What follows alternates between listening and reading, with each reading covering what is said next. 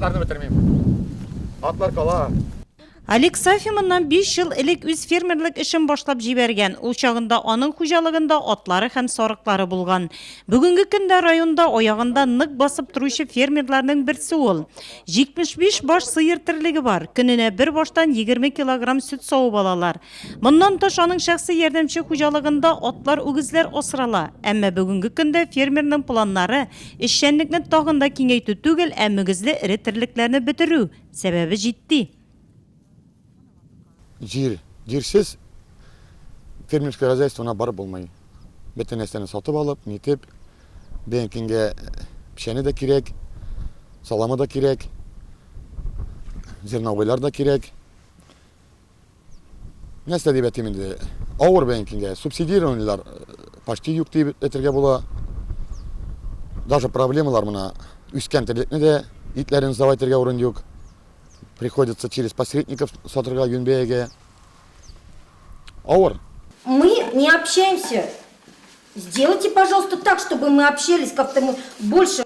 Әміне Оксана Ванчуринаға таңда қиынрақ, чөнки әлі ул яңа гына эшли башлаган яшь фермер. Дөрес, аларның җирләре, техникалары бар, әмма хәл итәсе проблемалар да җитәрлек. Фермерам начинающим очень тяжело.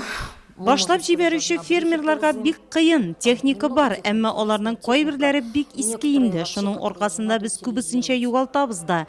Ярдәм күбесенчә сүздә кала. Минем уйлавымча, бөтен фермерларны бергә җыярга, күбрәк аралашырга, тәҗрибә тупларга кирәк.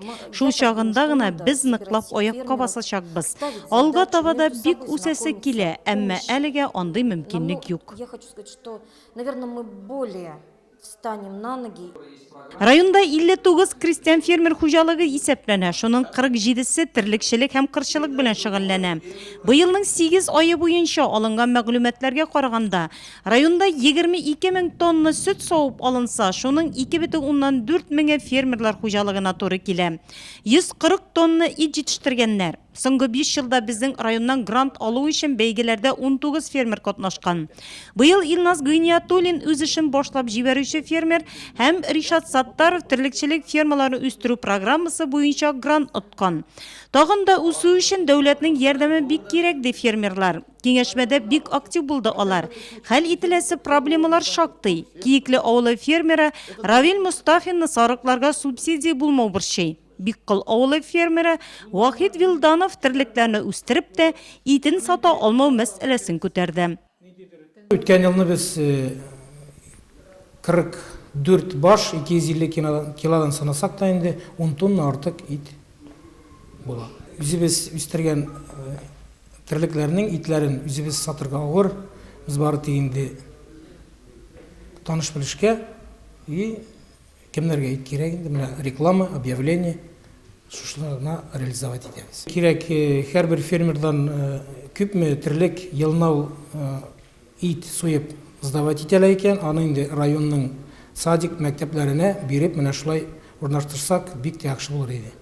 Киңәшмәдә үзләре өчен файдалы мәгълүматларны да белде алар. Фермерларга үзләре җитештергән авыл хуҗалыгы продукциясен ярминкәләргә барып сату мөмкинлеге булдырыла. Киңәшмәдә эшлекле тәкъдимнәр дә кертте фермерлар. Бер-берсенә барып тәҗрибә өйрәнү.